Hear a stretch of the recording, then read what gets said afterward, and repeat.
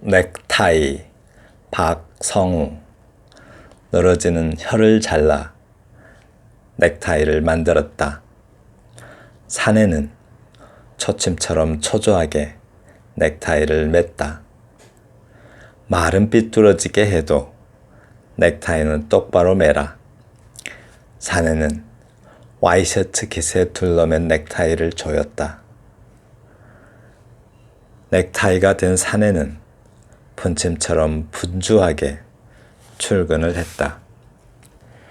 회의 시간에 업무 보고를 할 때도 경쟁 업체를 물리치고 계약을 성사시킬 때도 넥타이는 빛났다. 넥타이는 제법 근사하게 빛나는 넥타이가 되어갔다. 심지어 노래방에서 넥타이를 풀었을 때도 넥타이는 단연 빛났다. 넥타이는 점점 늘어졌다. 넥타이는 어제보다 더 늘어져 막차를 타고 퇴근했다. 그냥 말없이 살아. 넌 늘어질 혀가 없어. 넥타이는 근엄한 표정으로 차창에 비치는 낯빛을 쓸어내렸다. 다행히 넥타이를 잡고 매달리던 아이들은 넥타이처럼 반듯하게 자라주었다. 귀가한 넥타이는 이제 한낱 넥타이에 불과하므로 가족들은 늘어진 넥타이 따위에 아무런 관심도 없었다.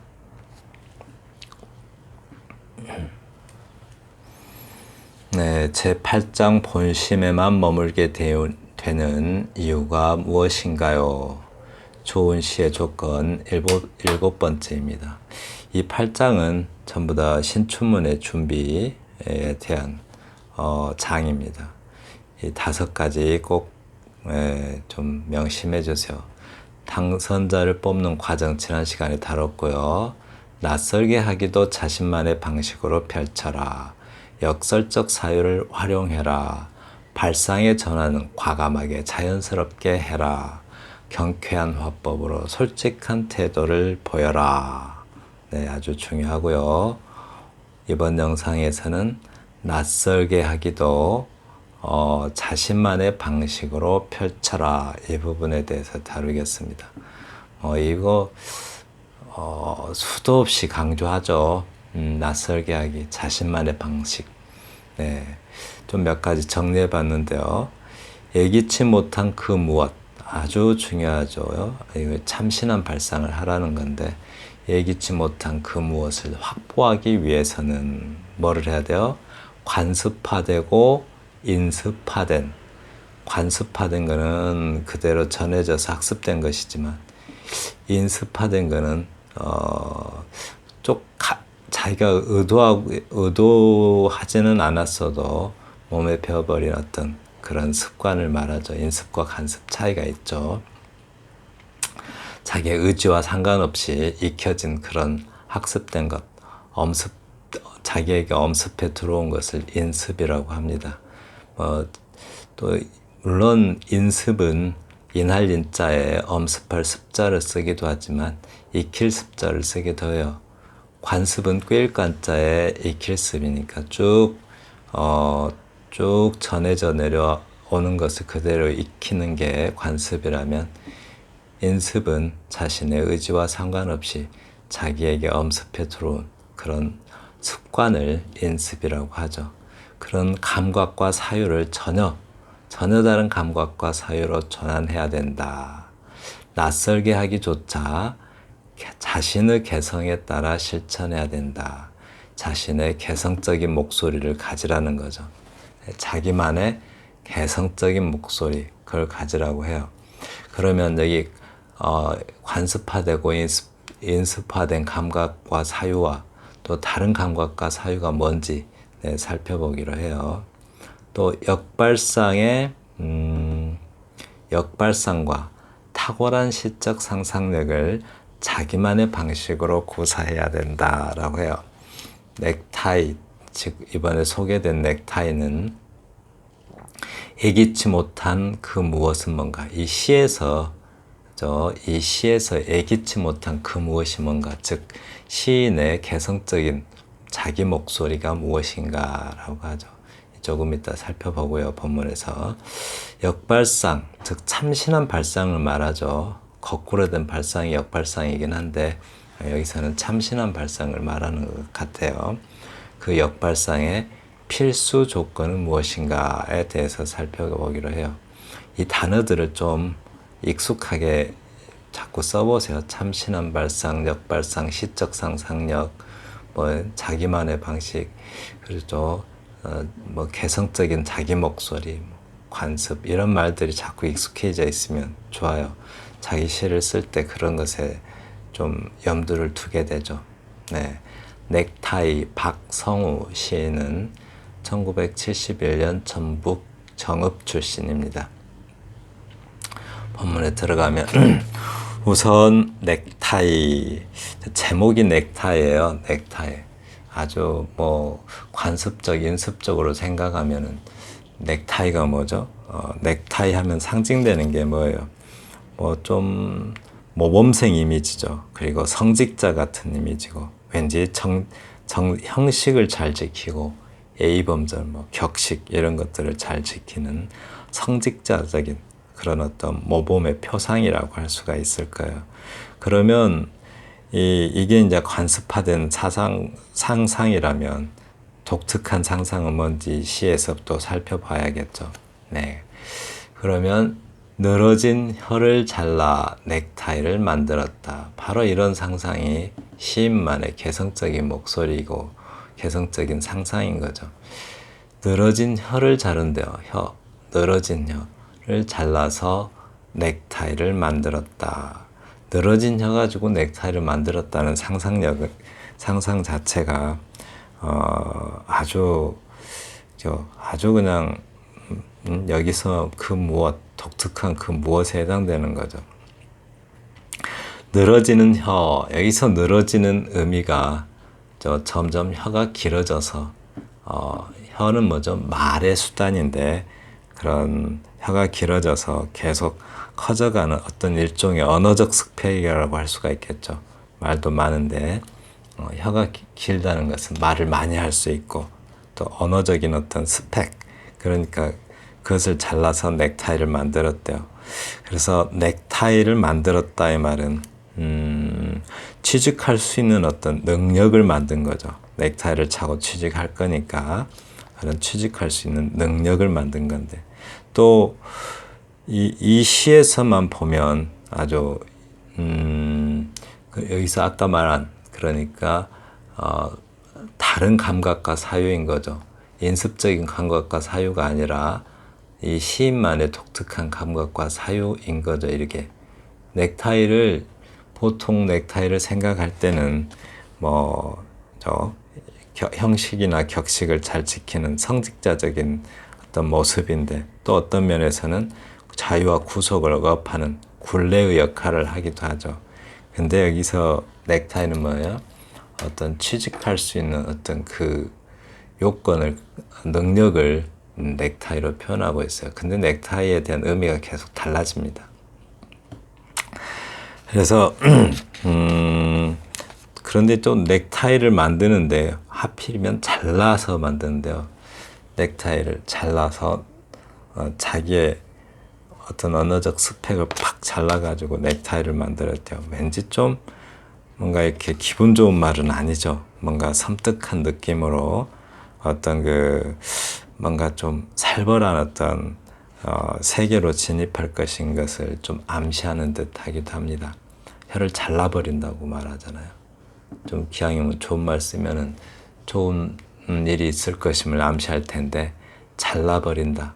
좀 왠지 폭력적인 언어를 씀으로 인해서 취직, 즉 사회생활이 순탄하지만은 않을 것 같은 그런 감을 이렇게 암시합니다. 사내는 초침처럼 초조하게 넥타이를 맸다라고 했는데요. 여기 좀 이런 표현 좋죠. 초침처럼 초조하게 이렇게요. 네. 초를 재는 어떤 초조함, 아주 구체적으로, 그러니까 초조한 느낌을 얼마나 이렇게 눈에 보이게 표현할 수 있을까를 생각해 보면 초를 재는 것보다 어떻게 더 초조하겠어요. 초를 재면서 이렇게 기다리는 듯한 느낌. 그러죠. 그래서 초침처럼 초조하게라고 표현을 했어요. 또 라임도 착착 맞아 떨어지죠. 넥타이를 맸다. 취직을 했네요. 넥타이를 맨 걸로 보니까. 말은 삐뚤어지게 해도 넥타이는 똑바로 매라. 아주 표현이 재밌습니다. 말은 우리 한국 속담에 입은 삐뚤어졌어도 말은 똑바로 해라 그러는데 여기서는 말은 삐뚤어져더래요. 그러니까 거짓말을 하든 뭐 정직하지 못한 말을 해도 별로 이렇게 그건 중요하지 않다고요. 뭐가 중요해요? 넥타이를 똑바로 매라. 즉 형식을 잘 지키고, 그렇죠? 어떤 형식을 잘 지키면서 어떤 회사 어떤 겉보기에 믿음이 가는 모습을 해야 된다는 거죠. 그러니까 넥타이를 똑바로 맨다는 것은 형식을 잘 따르면서 또 예의 바르게 행동하고 믿음이 가는 모습, 그런 모습을 갖춰야 되는 거예요. 조금 해학적 표현이죠. 빗둘어서 패러디라고 할 수 있죠. 이런 거는 이미 있는 패러디가 뭐예요? 이미 있는 작품이나 또는 이미 있는 속담 같은 것을 살짝 빗둘어서 표현하는, 좀 해학적으로 표현하는 것을 패러디라고 합니다. 사내는 와이셔츠 깃에 둘러맨 넥타이를 조였다. 넥타이가 된 사내는 분침처럼 분주하게 출근했다라고 합니다. 여기도 마찬가지로 라임을 살린 것 같아요. 분침. 초조한 거는 초를 재는 건 초조하지만 분을 재는 거는 바빠요. 분주하죠. 바쁘대요. 그래서 넥타이가 된 사내라는 것은 회사원이 된 사내겠죠. 회사에 출근하는 그런 사내. 네. 사내는 와이셔츠 깃에 둘러맨 넥타이를 조였다라고 했습니다. 넥타이를 조였다. 이게 와이셔츠하고 넥타이 하면 뭐죠? 왠지 그 출근하는 사람, 즉 봉급 생활자의 어떤 상징 정도 되겠죠. 월급쟁이의 어떤 상징.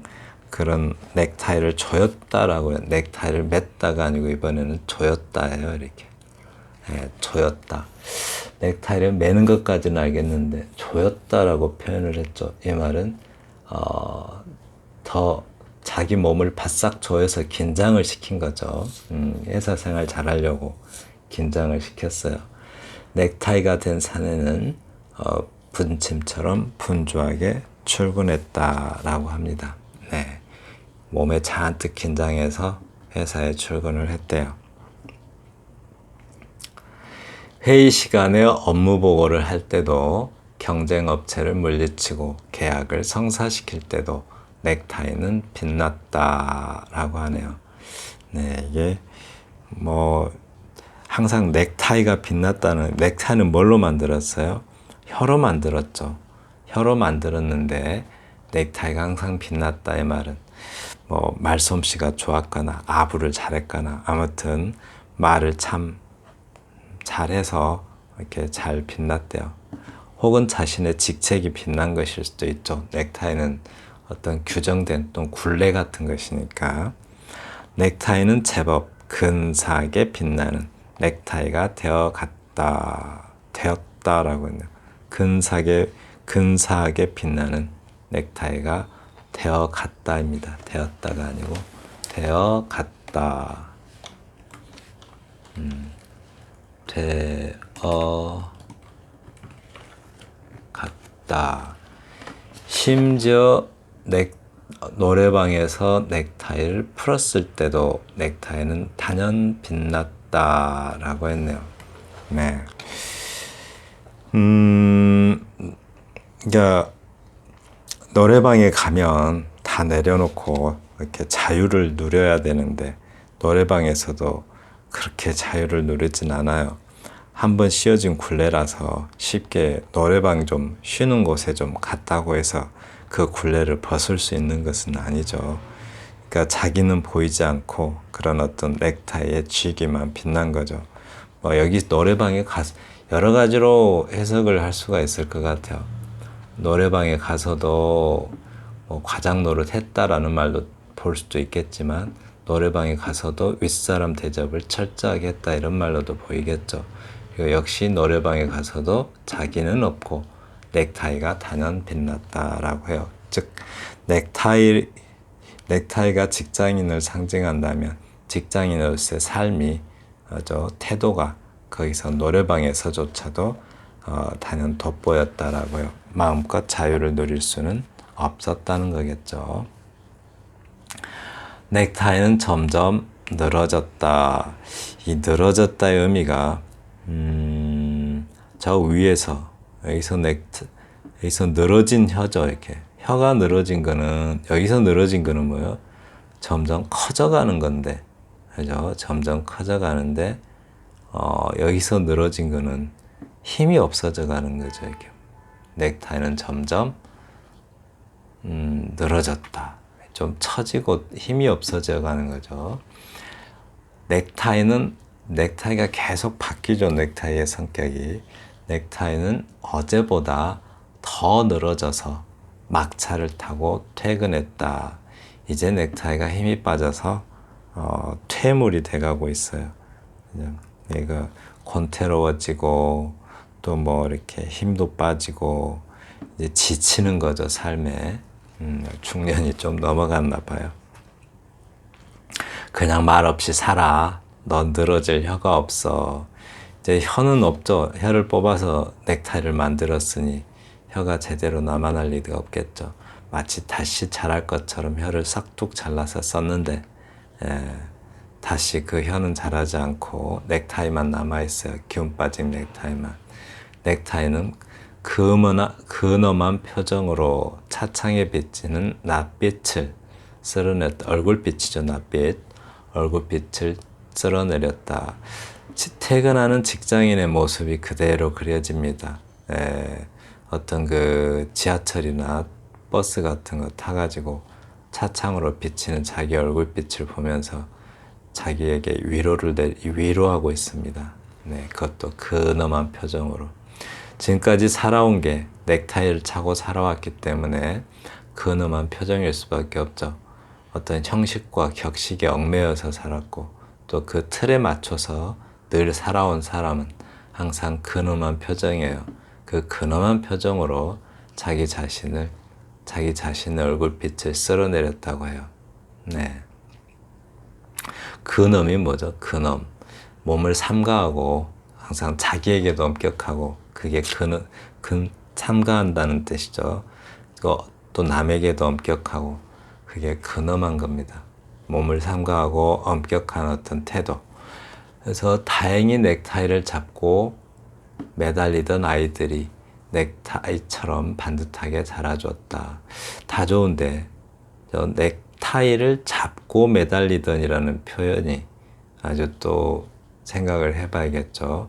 넥타이처럼 반듯하게 자라주었다.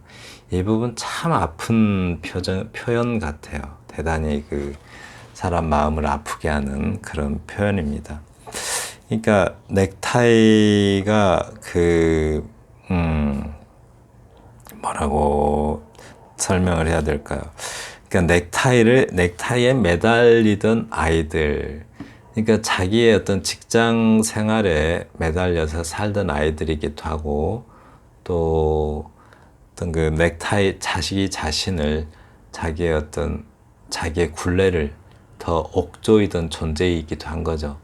그러니까 자기에게 직장인인 자기 자신에게 의존해서 사는 존재이기도 하지만 자기의 넥타이를 옥조이는 그런 존재이기도 한 게 아이들입니다. 근데 그 아이들이 반듯하게 자라주었다라고 해요. 반듯하게 자라준 것까진 좋은데 넥타이처럼이라고요. 결국은 자신과 같은 그런 어떤 굴레를 쓰면서 그런 어떤 구속된 넥타이에 구속된 삶을 어떤 살 수밖에 없는 운명이라는 뜻이기도 하겠죠. 아이들도 이렇게 넥타이처럼 반듯하게 이 말은 그렇죠. 자유롭고 어떤 구속되지 않은 삶을 사는 게 아니라 자기와 마찬가지로 형식과 격식 또는 어떤 성직자적인 모습으로 아주 근엄하게 구속되어서 살아야만 하는 그런 운명인 거죠. 네. 귀가한 넥타이는 이제 한낱 넥타이에 불과하므로 이제 뭐 넥타이가 축 늘어진 넥타이잖아요. 젊었을 때는 퇴근할 때도 뭐 힘이 넘쳤겠지만 이제 삶에 지치고 퇴근할 때는 거의 힘이 없는 그런 모습이니까 가족들조차도 넥타이에 불과하다고 그러잖아요. 이제는 돈 벌어오는 그냥 기계, 수단에 불과하다라는 거죠. 넥타이는 직장인의 상징, 넥타이는 직장인이잖아요. 그러니까 월급 받아오는 어떤 그런 수단에 불과하므로 가족들은 늘어진 그 넥타이 따위에는 아무런 관심도 없었다라고 말합니다. 늘어진 넥타이, 네, 힘이 빠진 그런 가장의 모습이죠. 그래서 네, 밑에다 제가 또 따로 위에서 던진 질문들을 정리를 해봤어요. 여기서 그 예기치 못한 무엇을 확보하기 위해서는 어떤 것이 된다고요? 관습화되고 인습화된 감각과 사유를 전혀 다른 감각과 사유로 전환해야 된다. 낯설게 하기조차도 실천해야 된다. 그죠? 넥타이에 관습화되고 인습화된 사유는 형식과 격식이라면 여기서 넥타이는 어떤 걸까요? 어떤 그 구속, 그러니까 축 늘어진 혀로 표현되는 넥타이고 또 아이들이 매달리는 넥타이기도 하고 시인만의 그런 넥타이인 거죠. 또 역발상과 탁월한 시적 상상력을 자기만의 방식으로 구사해야 된다. 아까 했죠. 네, 여기서 넥타이에 예기치 못한 무엇이 뭔가 이 말이죠. 예기치 못한 무엇. 그렇죠. 넥타이를 혀로 인식하는 발상이 기발한 발상인 거죠. 이렇게. 넥타이.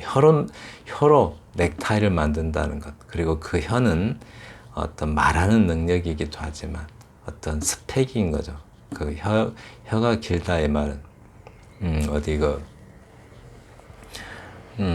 어디죠? 뭐 타짜 영화에서 보면 천하의 아기가 무슨 혀가 이렇게 길어 이런 표현 하잖아요. 그런 어떤 언어의 능력인데 그걸로 취직의 수단이 되는 어떤 넥타이를 만들었다라고 표현하죠. 그리고 역발상은 참신한 발상이라고 그랬죠. 필수 조건이 뭔가, 그죠? 관습적인, 인습적인 인식을 뒤튼다고 해서 뒤튼다고 해서 그런 어떤 역발상이 이루어지는 것은 아니라고요. 참신한 역발상이 관습적이고 인습적인 인식을 뒤튼다고 해서 이루어지는 것은 아니다. 반드시 입안을 꼭 자꾸 익숙하게 익혀놓으세요. 시적 논리를 가져야 된다. 네, 시적 논리가 있어야지 넥타이에 대한 인식을 좀 바꾼다고 해서 그것이 어떤 참신한 발상이 되지는 않겠죠. 혀와 넥타이의 관계가 아무렇게나 혀를 넥타이로 이렇게 인식을 하면은 안 되겠죠. 거기에 실적 논리가 있어야 되겠죠. 그죠? 언어라는 것과 또 축 늘어진다라는 것, 길게 또 좀 닮은 모습도 있죠, 시가. 근데 사실은 전혀 상관없는 두 어떤 대상이 이렇게 만나서 시적 논리를 형성합니다. 그럼 시적 논리는 어떻게 확보할까라고 하는데요. 시적 논리를 어떻게 확보해요? 미묘한 유추나 연결의 실마리가 있는 상태에서 시적 비유나 상징성 등을 가미해야 된다. 시적 논리가 형성되기 위한 조건은 비율이 아니라 적합성이다. 이 말 아주 중요합니다. 혀하고 넥타이가 많이 어떤 시적 논리가 있었던 것은 아니죠. 아주 적은 건데, 그래서 미묘한 유추나 연결의 실마리는 2%만 되어도 상관없다라고 했어요. 근데 유추가 무슨 뜻이죠? 유추. 네, 여기 적어드렸는데요. 무리류자에다 밀추자죠. 같은 무리 안에 있으면 네, 같은 성격도 있을 것이다 라고 우리가 미루어 짐작하는 것, 그것을 유추라고 해요. 사전적 의미 한번 볼까요? 두 개의 비슷한 사물이나 사실에서 한쪽이 어떤 성질과 관계를 가질 경우 다른 한쪽도 그와 같은 성질과 관계를 가질 것이다 라고 추리하는 것. 뭐 좀 어렵죠, 사전적 의미는. 그래서 제가 써놨어요, 이렇게. 그 무리에 속하는 것들은 비슷한 성질을 가지고 있을 것이라고 미루어 짐작하는 추리. 좀 쉽지 않나요? 제가 그냥 제멋대로 적어 놓은 건데. 왜냐하면 이 유라는 게 무리루자고 추라는 게 밀추자잖아요. 그래서 그 무리 안에 속해 있으면 같은 성질을 가지고 있을 것이라고 추리할 수가 있죠. 근데 영어로 유추라는 말이 나오는데 analogy라고 하죠. analogy. 이걸 유추라고 해요. 네, 같은 같은 종류에 속해 있으면 비슷한 성질을 가지고 있을 것이다 라고 생각하는 것. 유추. 이 analogy를 영어에서 자꾸 비유라고 해석을 많이 해요. 네, 영어 공부도 하십시오. 쑥쑥 자라는 영어나무에 오시면 익숙한 목소리가 영어를 설명할 겁니다. 이 시는 내용과 주제적인 측면에서 익숙함이 있다. 네, 이 익숙함. 네, 이거 익숙함. 경계해야 될 대상도 잘 알아야겠죠. 그 익숙함을 항상 경계해야 돼요. 익숙함이 뭘까요? 이 시에서 익숙함. 그럼에도 불구하고 참신한 발상이 빛나는 시가 되는 이유는 그 익숙함을 뛰어넘는 어떤 역발상, 즉 참신한 발상을 말하죠. 비유적 상상력이 탁월하게 자리하고 있기 때문이다라고 저자는 소개를 하고 있습니다. 그래서 익숙함이라는 것은 이 시에서 익숙한 내용은 뭐죠? 넥타이가 어떤 그 자본주의 사회에서 봉급 생활을 하는 현대인, 그런 현대인을 상징한다는 점은 익숙한 거죠. 많이 우리가 또 비유해왔던 거고, 넥타이맨이니 뭐 이런 표현 많이 했었던 거죠. 그럼에도 불구하고 이 시가 참신하게 느껴지는 이유는 뭐예요? 그런 주변에 늘 있을 법한 일상적인 것을 독창적인 상상력, 혀로 넥타이를 만든다는 그런 독창적인 상상력으로 시적 논리, 관계가 있다는 거죠. 시적 논리적으로 이어지니까요. 시적 논리죠. 과학적 논리는 아니죠. 혀로 넥타이 만든다는 것은 과학적 논리는 아니고 시적 논리죠. 그런 시적 논리를 확보하여 어떤 개성 있는, 그러니까 여기서 신춘문예 시에서 아주 중요한 것 중에 하나가 개성 있는 자기 목소리를 획득해야 된다는 거예요. 개성 있는 자기 목소리여야 돼요. 그 목소리가 있어야 좀 가치 있다고 평가받을 수 있게 되죠. 어떤 그런 점에서 아주 참신한 발상을 드러낸다고 할 수가 있을 것 같습니다. 네, 지금까지 박성우 시인의 시를 통해서 시를 통해서 두 번째 시간 신춘문예 시 두 번째 시간 낯설게 하기도 자기만의 방식으로 펼쳐라에 대해서 알아봤습니다. 오늘 또 다시 한번 강조하고 싶은 것은 시적 논리를 획득해야 된다는 점. 그러니까 어떤 역발상을 하더라도 그 발상에는 시적 논리가 있어야 된다는 점 아주 중요하고요.